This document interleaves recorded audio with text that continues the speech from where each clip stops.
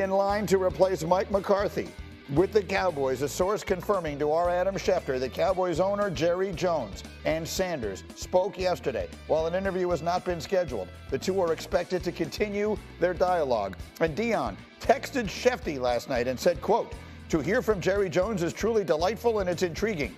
I love Jerry and believe in Jerry. After you hang up and process it and think about it, it's intriguing. But I love Boulder and everything there is about our team, the coaches, our student body, and the community." Schefter was on ESPN Radio early this morning.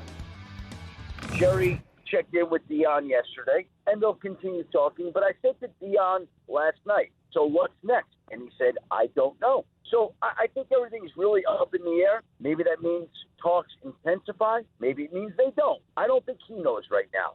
And by the way, I think that's probably also true for the Dallas Cowboys. So this on the day where the Cowboys and Mike McCarthy officially went their separate ways, and now Jerry Jones is on the phone with Deion Sanders, and everyone is looking at me and smiling. And I'm going to Louis Riddick, who was a teammate of Deion's once upon a time, and they remain very close. What is your reaction to Jerry Jones and Deion Sanders talking yesterday about the coaching vacancy in Dallas? Look, there's the business, and then there's the profession. Look, from a business standpoint, this has a lot of people excited, including you, Greeny, and I get it, and I understand why. These are two of the biggest personalities in American sports, in the history of American sports, for obviously different reasons. But then there's the profession. And see, I know Deion the professional as well as the businessman, but I know him even more so as the professional. And this is just not a match to me that seems like it makes a whole lot of sense from a professional standpoint. Deion is the ultimate alpha. The ultimate alpha. He has his hands on every single part of the Colorado football team and of the Colorado football organization. He won't have the same kind of influence in Dallas. We all know this. We talk about this on Get Up every year. We understand what head coaches are up against when they're going and working for Jerry Jones and you're working at the Dallas Cowboys. It's a unique situation. It's a situation that probably on its surface looks a lot differently than it does once you get in it and once you're kind of like going through the motions every single day. Does that to me sound like a match for Deion? Look, I don't want to speak for the man. You should never try and speak for the man. But I'll speak from experience. It doesn't seem like a good match for me. Could it be something that absolutely would light headlines on fire forever? Yeah, it would. But there's a difference between the business and the profession. And professionally, I just don't see this as being a match. I'm sorry, Greeny. I'm sorry that they devastated. Here we go. I think that we had a momentary technical difficulty. I didn't hear anything Louis just said, for the record, so I'm turning now to you, Dominique. I think what Louis was saying and what we all kind of feel is probably right, but I think there is an argument for it. While it could be combustible, that combination, we've talked about this before. Deion's personality, and to Louis's point, he's the ultimate alpha. And we've said in the past that it's hard for people to have true leadership in that locker room when everyone's looking around you. Amen. To Jerry Jones. Deion Sanders is not someone who's going to allow people to look around him. Right. So that would be the argument for it. But the problem is, when you put two of those alphas, as Louis said, in the same organization, it's more likely that it's going to blow up than it's going to be a success. So I think that's the concerning part. I'm making an argument for you because I love you, Greeny, but I don't know that it happened once before. We've seen this. The two ultimate alphas in that organization. You know what it led to? It led to 3 Super Bowl championships in 4 years. And that guy gets fired. Okay, that's fine. Yeah. Deion shows up. It works for a little while. It's combustible, and there is success. And then it blows up because Jerry doesn't like it anymore. Yeah. I mean, Jimmy Johnson is that guy. And once upon a time, he led them to the only real big high-level success they've had in the entire Jerry Jones era. Agreed. My question would be similar to what Louis just said. Is Deion willing to have people look around him? Otherwise, they're going to have this meeting before, because you tried it with Parcells. You saw that it didn't work out that way. Who was another alpha that he tried to go get. Jerry Jones has not changed since he fired Jimmy Johnson. And you're expecting him to change. He's not going to change. And if you're Deion Sanders going to that environment, he's not changing. The dude's 82 years old, and he still talks about it's my team. It's going to be. He wants to win his way. And unfortunately, his way is not going to win. It's going to be good. It's going to be okay. It's going to be whatever. It's going to go the ebbs and flows. But until he steps aside and allows somebody to take full control, that means the roster too.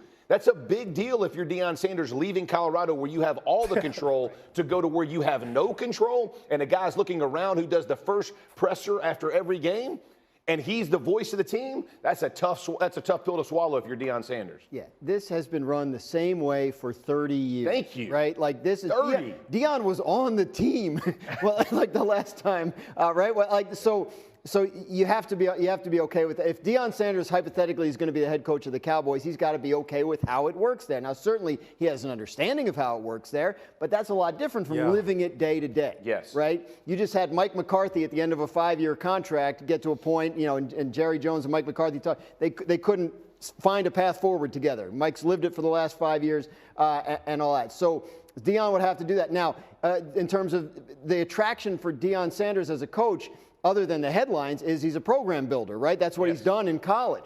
Is Dallas a place where a program needs to be built?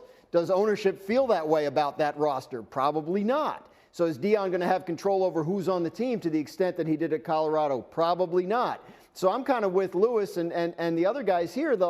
I don't think it's a match. Now, if Jerry Jones wanted to blow up the way he thinks about his team and do things differently and bring in somebody that would change a lot about how it works there, then I could see this. Yes. I think that makes a lot of sense. Yes. I don't believe that 82-year-old Jerry Jones is of that mind. I just don't. And let me say this.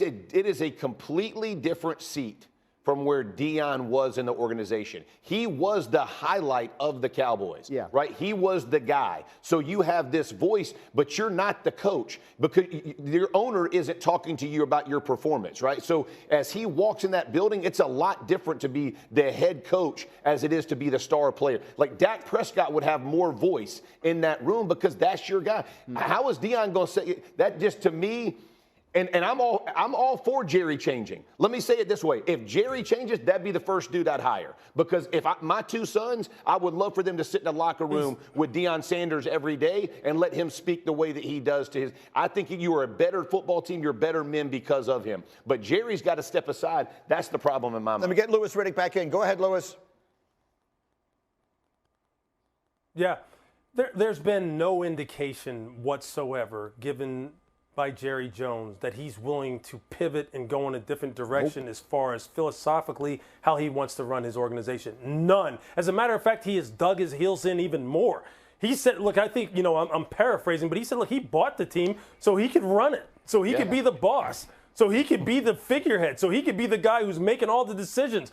And that's what comes with having billions of dollars and being able to do that. Has he given you any indication that he's willing to say, hey, you know what, Deion? I'll let you sit back and I'll let you reevaluate every single aspect of the football operation and tweak it how you want.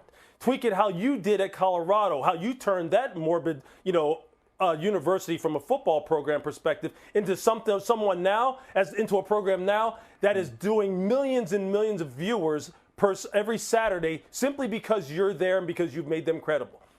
He's given no indication that he's willing to allow someone like that to come in there and do that. And I can tell you this. I know what Deion values.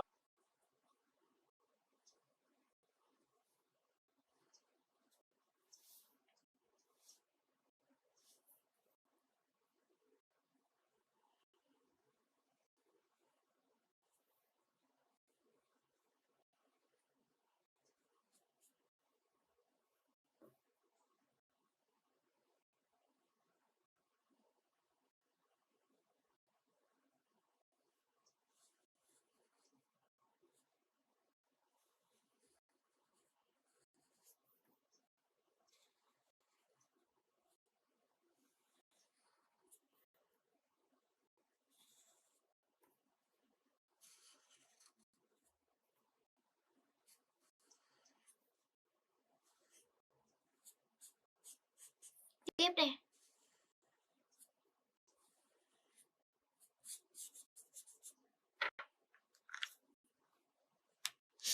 Giờ mình sẽ cắt cái vòng hoa này ra nha.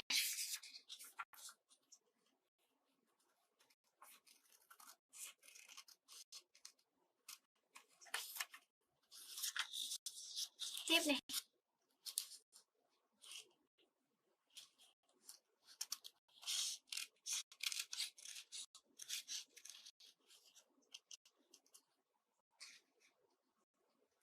Rồi mình sẽ cắt từ cái cánh này ra nha.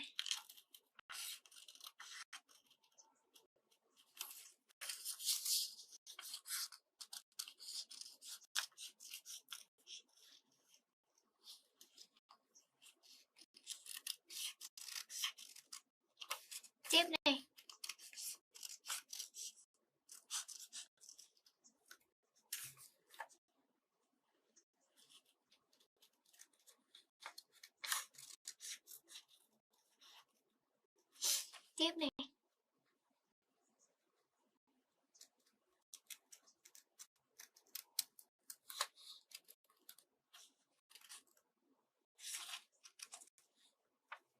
Tiếp nha.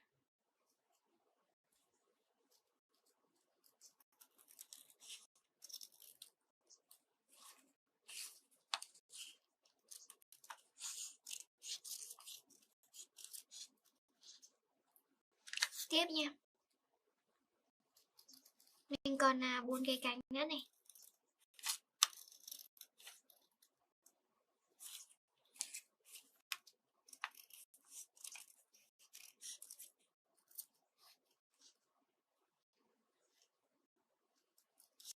Tiếp này.